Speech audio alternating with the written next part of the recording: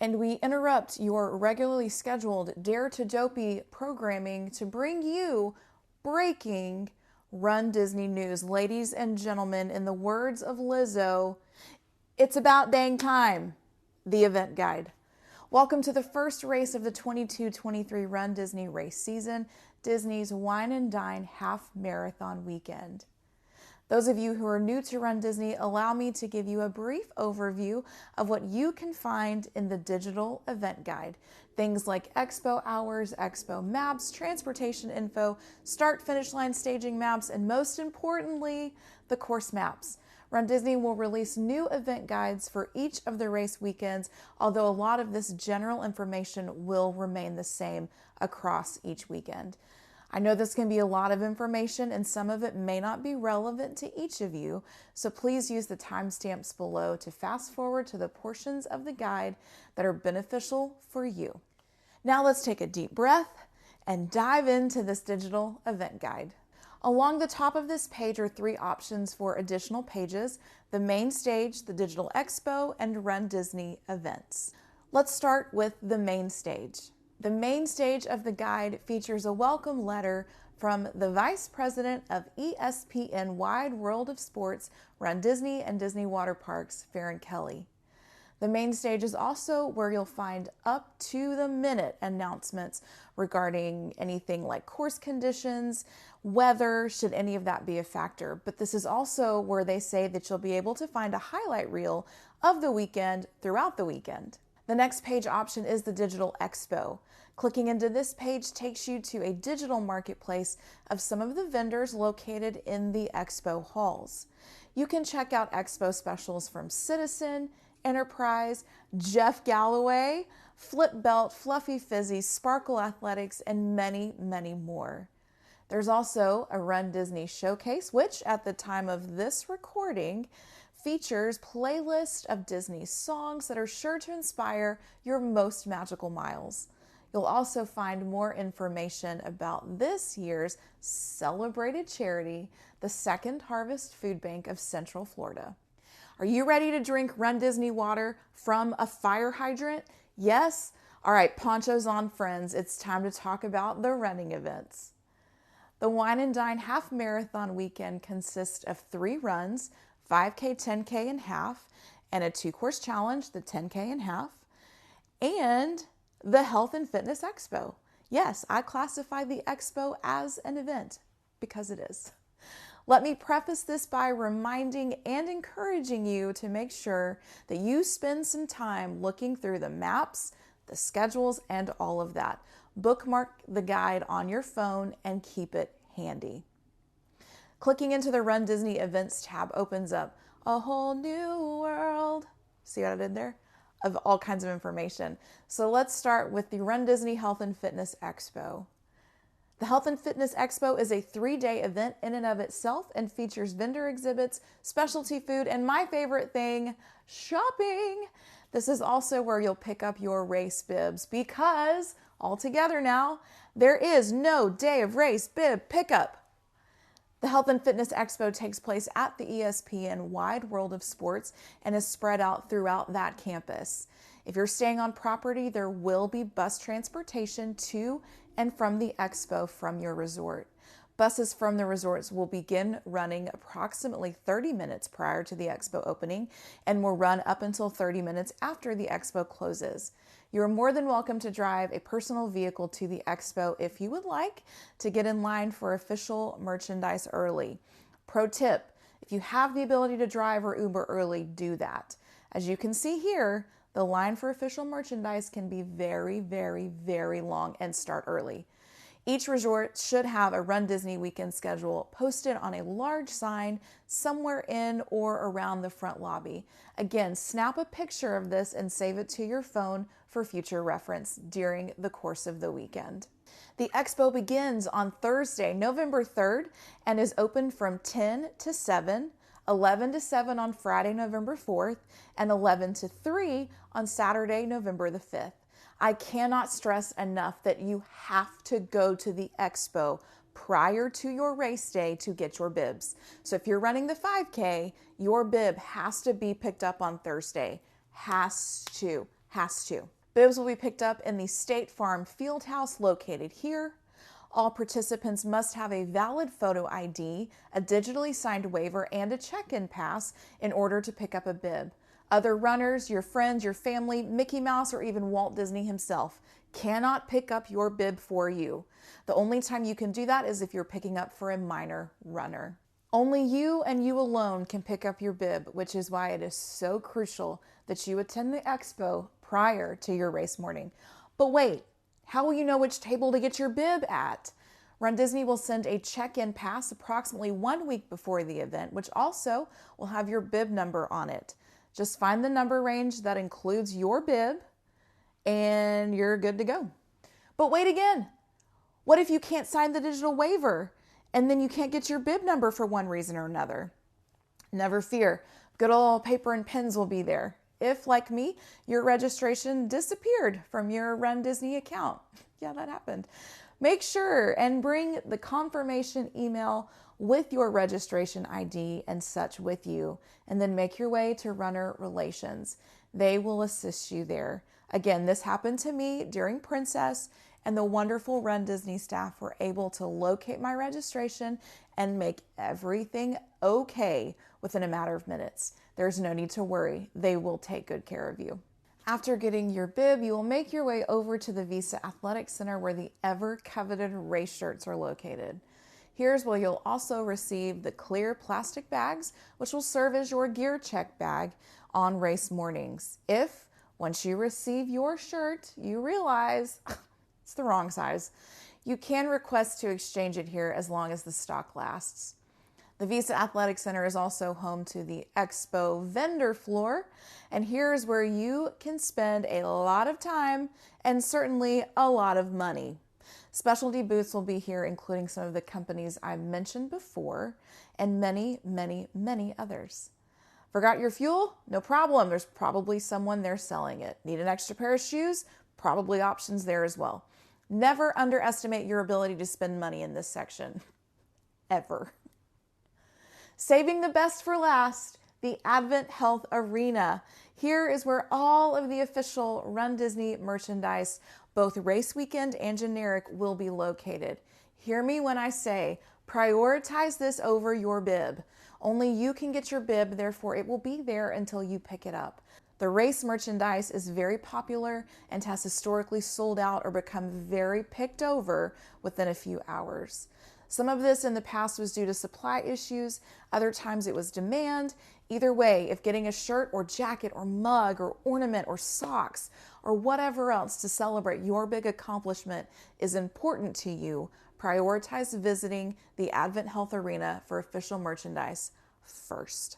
Those of you who are Platinum Club Run Disney members, make sure that you stop by the lounge on the second level and enjoy. I have no clue what will be up there, but I expect someone to report back and fill me in on it. I know you're wondering, is there anything else to do in the arena other than shop? Yes. On the main floor of the arena space, you'll find various photo ops, most likely including the giant numbers featuring the race distances for the weekend, and maybe a character or two, maybe? I want to cover a few things that remain constant each race before we dive into the race specific info. So let's talk about some race morning specifics. Run Disney bus transportation begins from each of the Walt Disney World resorts, Shades of Green and the Swan and Dolphin, the Swolphin. They each begin at 3 a.m. on the mornings of the 5 and 10K and 2:30 a.m. on the morning of the half marathon. If you are providing your own transportation to the events, which is completely allowed, you must park at Epcot where parking is free on race mornings before 6 a.m. Please note there will not be Skyliner or monorail transportation to the events on race mornings. Also note that if you choose to ride the Skyliner back to your Skyliner resort after the half marathon, you must have a park reservation and a valid ticket for Epcot in order to access the Skyliner at the International Gateway. Oh, and the park has to be open too. Looking at you, fast runners. Monorail and Skyliner resorts will have buses available to take you back to your resort post-race. Once you arrive to Epcot bright Actually, not bright, dark. Dark and early, you'll be ushered through the front of Epcot for security screening, and then you will make your way towards the staging area. The staging area is where you will find the DJ stage, gear check, porta potties, whoop whoop, athletes with disabilities check-in, medical tents, and food and beverage for purchase options. If you've been to a Run Disney event before, you know there is a party that happens in front of the DJ stage. Fingers crossed that characters will be back this season for pre-race pictures, and if they are, you'll find them alongside the stage as well. Starting groups or corrals usually open for runners to line up around 4 a.m. This, like anything, is subject to change. Once the starting group area opens, only runners will be allowed into this portion of the staging area. So all of the hugs, the high fives, the good lucks, that will all need to be done before you enter into this sacred space. Once you're in the starting section as designated on your bib, you'll be entertained by the likes of my favorite race announcers, Riley Claremont, Carissa Galloway, Tracy Wu, and John Pelkey. A little comedy, usually a tear or two when they interview runners, and a sneak peek at upcoming Disney releases or events will keep you entertained. Here's another pro tip. Getting an up-close space in your corral is a great way to put time between you and the balloon ladies during the 10K and half. The further away you are from them, the more of a buffer you have on the course to take a few character pics, go to the bathroom, or just take it easy. After you've run your race and crossed the finish line, you'll collect your medal and be funneled back through to the staging area where your adventure began, a few short hours earlier. This is also where you can reunite with friends and family who were cheering you on. Food and beverages for purchase will be located here, and if you need me, I will be at the Joffrey's truck. Pacing requirements remain unchanged. For the 10K and half marathon, you must maintain a 16-minute per mile recommended pace as established by Run Disney, and this pace is inclusive of character stops, water stops, and bathroom stops. For those of you who are new to Run Disney and have only heard the rumblings and rumors of the ever-feared balloon ladies, allow me to explain. The balloon ladies are some of the nicest people that you will ever meet. They are identifiable by the balloons tied to their waist, and they are always the last to start a race. The 16-minute per mile requirement begins when they cross the start line. The ladies train to maintain this pace consistently and work with Run Disney pacers on bikes to accurately represent the minimum pace allowed on course. If at any point you fall behind them, you are at risk for being swept from the course. The ladies themselves do not sweep you, but they rather serve as the visual representation of a minimum pace allowed. As I mentioned in the Wine and Dine Guide in 2021, be very cautious when you hear people talk about safe spots, meaning places that you can't get swept from. The balloon ladies were on an episode of the Rise and Run podcast recently where they discussed this. One of them shot down this rumor and said the only safe place from being swept at any point on the course is the finish line. As a spectator for several previous races, I have personally witnessed sweepers on golf carts, on the boardwalk, and in Epcot, which were previously thought of as safe. There is no safe space other than the finish line. I tell you this not to scare you, but to maybe hit home the importance of putting as much of a buffer between you and the ladies as possible. Let's talk photos. Run Disney provides PhotoPass photographers all throughout the course. They're usually quite recognizable by their bright lights and neon green huts that look like giant laundry hampers. When you see them, it's important for you to keep moving. Do not stop in front of them. They are trained to take several pictures very quickly, and stopping in front of them poses a safety risk not only to them, but to you and the people behind you.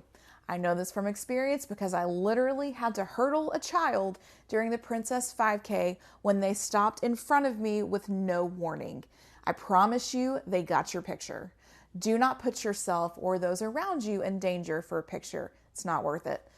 Another important reminder is to make sure that your bib is visible on the front of your person at all times, not only for your pics, but for safety. Run Disney staff is constantly looking for individuals who don't belong on the course. If you have a visible bib, you belong there. Your bib number is linked to you, and it's how you'll receive your pictures after the race. If your number is on your back or it's covered, there's no way for Run Disney to know who you are and to get you your photos. And that would be sad. Wait, how do you see these pictures, you might ask? Well, there are two ways to view your photos.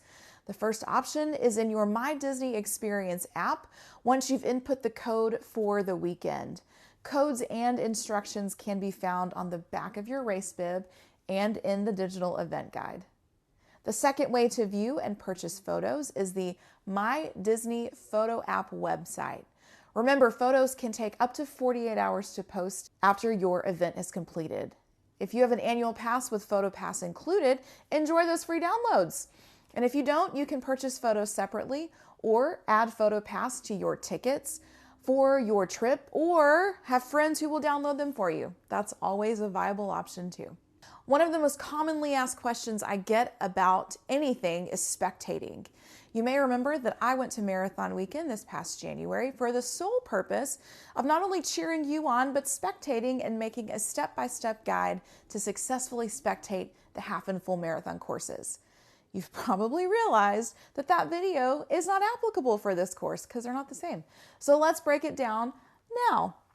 Where can you see your favorite runner and how will you get there?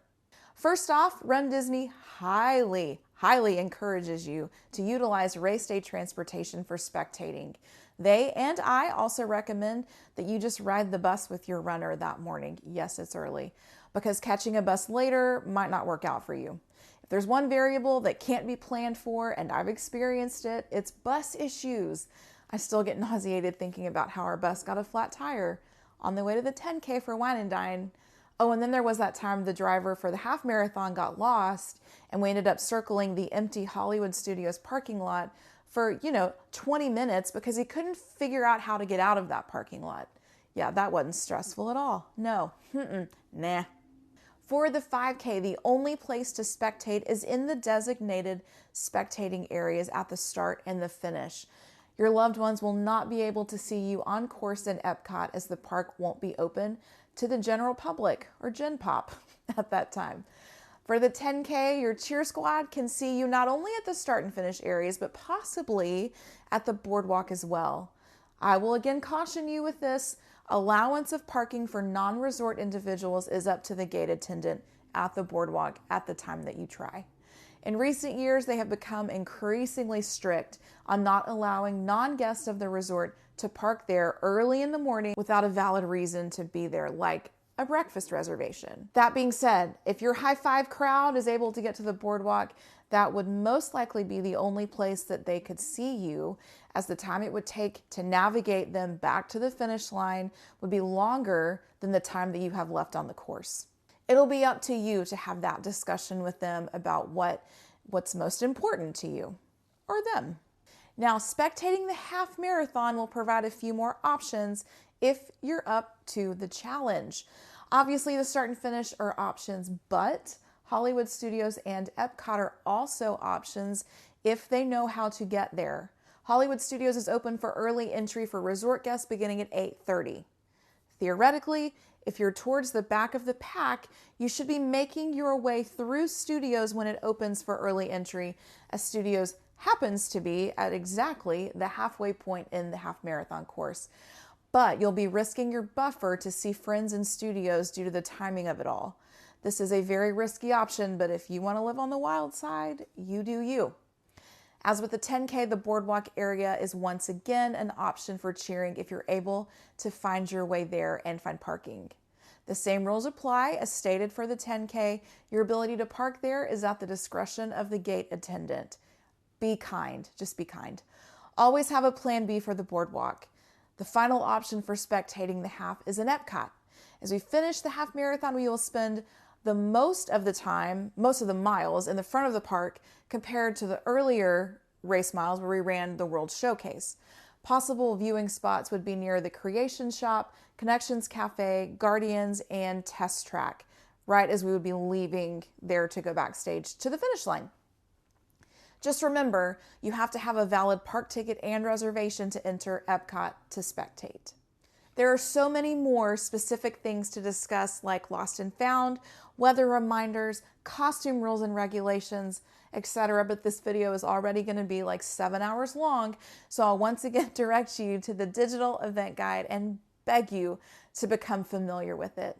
I can almost guarantee that any question that you may have, you will find the answer located in that guide. The 5K. The 5K takes place on Friday, November 4th with a start time of 5 a.m. The race begins and ends in the Epcot parking lot. Bus transportation from the Walt Disney World Resorts, Shades of Green, and the Swan and Dolphin, the Swolphin, will begin at 3 a.m. Yes, you heard me correctly, 3 a.m. Please note there will be no Skyliner or monorail transportation for the races during this race weekend. If you're providing your own transportation, you must park in the Epcot parking lot, and parking is free before 6 a.m. on race mornings. Spectators are highly encouraged to take race transportation with their runner on the event mornings. The course, the 5K begins in the Epcot Explore parking lot, and once you cross the start line, you'll make a right turn along the back of the parking lot where you will begin to make your way backstage. Mile 1 is located just before the outdoor portion of Test Track, and you'll then continue backstage and enter World Showcase between Mexico and Norway. Anyone else hoping for some pretty awesome character stops right there? Or entertainment maybe, because theme? Continue your tour of World Showcase by running China, Germany, Italy, the American Adventure, Japan, Morocco, and France. The one and only water stop on course will be located at the American Adventure. Once you run through France, you will cross the bridge and leave Epcot just briefly to go backstage at the International Gateway. Mile 2 is located backstage right behind the Skyliner station. You will then enter back onto World Showcase between Great Britain and Canada. Continue on course as you run by Canada and the port of entry, and guess what? You're about to be at the newest thrill ride attraction at Walt Disney World, Guardians of the Galaxy Cosmic Rewind. After you make your way past the Creation Shop, you can wave to your favorite Guardians on your left as you pass them for the final stretch of the 5K. You'll exit Epcot via the backstage area by Test Track and continue on to your glorious finish line located in the Imagine parking lot. Congrats on your 5K. Let's talk course comparison. When compared to the course from 21, there are a few differences. This route is the same as 21 from the start line up until Japan in World Showcase. In 21, you left for backstage in Japan and didn't re-emerge into World Showcase until France. In 2022, you remain on course in the World Showcase until you leave for backstage at the International Gateway. Another big difference between courses from last year and this year is that in 21, we ran underneath Spaceship Earth and exited out a backstage area and onto the finish line. This year, however, we avoid Spaceship Earth altogether and run by Guardians of the Galaxy instead before heading backstage and once again to the finish line. The 10K. The 10K takes place on Saturday, November the 5th with a start time of 5 a.m. The race begins and ends in the Epcot parking lot, and bus transportation from the Walt Disney World Resorts, Shades of Green, and the Swolphin will begin at 3 a.m. Please note there will be no Skyliner or monorail transportation for the races during this race weekend. If you're providing your own transportation, you must park in the Epcot parking lot, and parking is free before 6 a.m. on race mornings. Spectators are highly encouraged to take race transportation with their runners on the event mornings. The course. The 10K begins in the Explore parking lot at Epcot, and once you toe the start line, you'll then be directed left towards the Epcot Toll Plaza, or the main gate, as I like to call it. Caution runners, speed bumps ahead. You'll continue on Epcot Center Drive and through Mile 1 until you find yourself running one of the infamous exit ramps. You will run this down towards World Drive, and mile 2 is located just after your first on-course water stop. Keep up the pace and eyes on the prize as you approach yet another exit ramp, but this time for East Buena Vista Drive. Mile 3 is located just as you reach the bottom of the exit ramp. Your time on Buena Vista Drive is short-lived because before you know it, you're headed into Hollywood Studios via the backstage area near Rock and Roller Coaster and my favorite, Tower of Terror. Get ready for your close-up, Mr. DeVille, because there will likely be multiple PhotoPass photographers stationed along Sunset Boulevard. You'll make a left onto Hollywood Boulevard and then out of the park via backstage. Mile 4 is located near the bus bays for Walt Disney World Resorts. But you know what? Keep on keeping on and make sure that you wear your patience pants for this next stretch of road. You and thousands of your new best friends will be navigating the sometimes and nearly always narrow walkway between Hollywood Studios and the boardwalk. During Princess, I affectionately renamed this the No Personal Space Alley. After you emerge from the sidewalks and the official boardwalk sign is in sight, you'll turn right and begin to make your way around the boardwalk. You'll reach mile 5 on or just after the bridge linking the boardwalk to the International Gateway. A quick trip backstage again proves beneficial, as this is where your final on-course water stop will be. Begin the home stretch by running by Canada, the port of entry, between Creation Shop and Connections Cafe, wave to the Guardians, and then leave the park the same way that you would have during the 5K the previous morning. The mile 6 marker is located backstage and within eyeshot of the finish line. Cross the finish line in the Imagine parking lot and celebrate your 10K success. Congrats. Course comparisons. Hardly anything of this course is the same as it was in 21. The course in 21 started in the TTC parking lot and boasted nearly a 5K on straight highway alone. This course, however, starts in Epcot and still has nearly a 5K distance on highway, but this time with a few more turns and thus making it maybe a little more interesting. We'll see. Those of you who ran the Enchanted 10K during Princess Weekend this year may have that slight twinge of deja vu, and for good reason, because this is nearly identical to that course up until the boardwalk.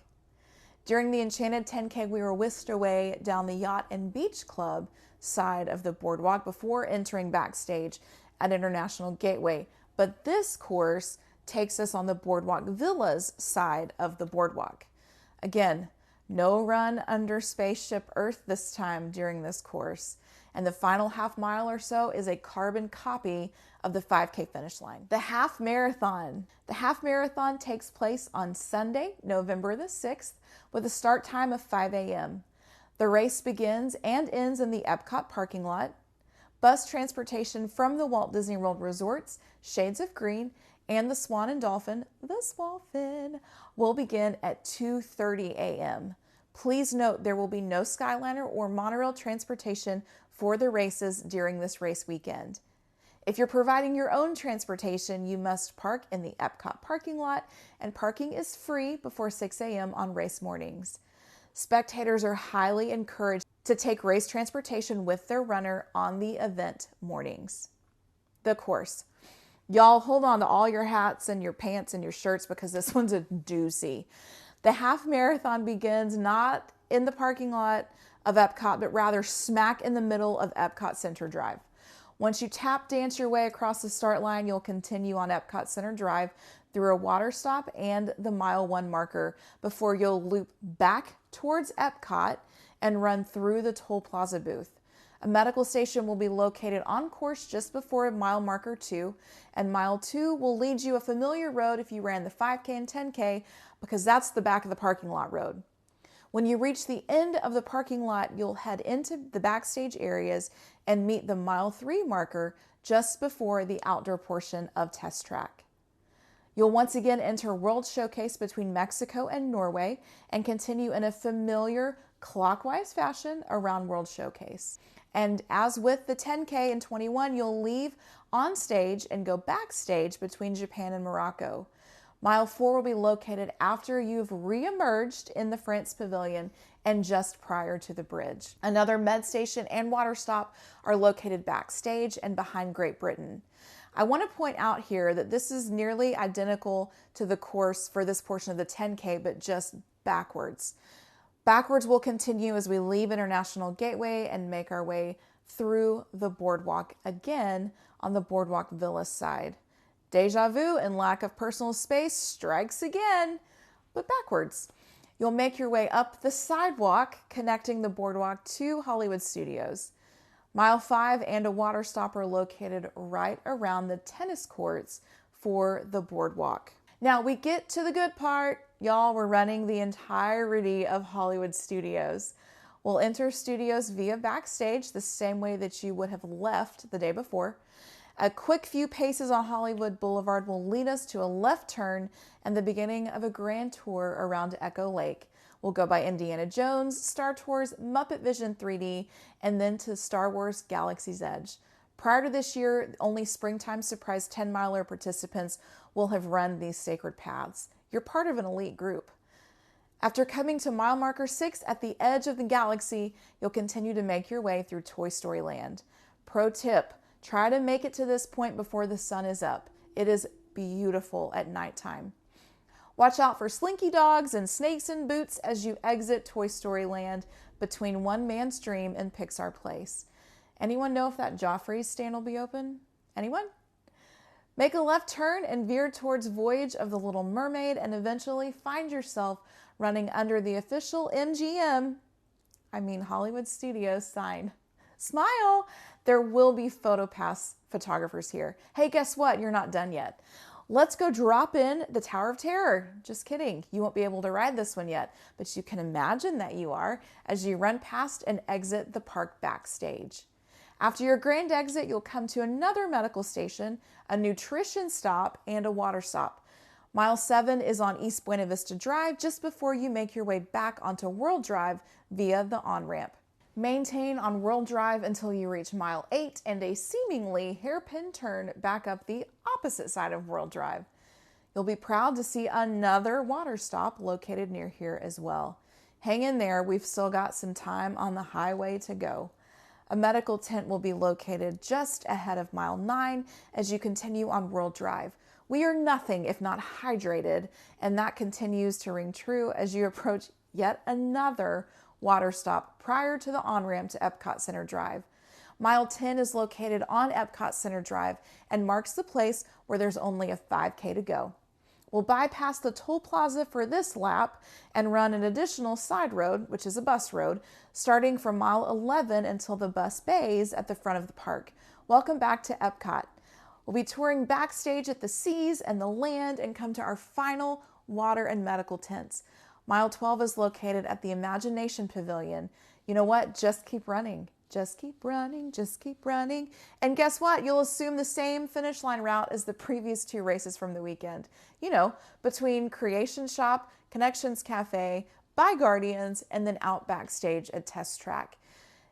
Guess what? It ends in the Imagination parking lot. You have successfully completed your grand and miraculous, twisty, turny, magical 13.1 magical Disney miles. Let's go celebrate. Course comparison. As with the 10K, there is nothing here to compare. In 21, the course started at the TTC and proceeded to Animal Kingdom. You may have noticed Animal Kingdom received no love from the courses this weekend. I could care less. However, we run more of Hollywood Studios in this course compared to any previous Wine and Dine course from recent memory. The half of 21 toured you through 3 of the 4 parks. Okay, that was nice. This course, however, only takes you through 2 parks, the same 2 parks that you would have run the day before. I will say I'm reserving judgment on this one until I run it. Y'all, it's one thing to see it on paper or on a screen, but it's an entirely different thing to experience it in person. Guys, we made it. Oh my gosh. Thanks for tuning in to the Wine and Dine Digital Event Guide. Again, if you have any questions, refer to the guide or leave questions in the comments below. Make sure that you like, comment, subscribe, and share this video if you found it helpful. guess what? I'll see you in less than 2 weeks on property. Thanks again for watching. Y'all have a great rest of your day.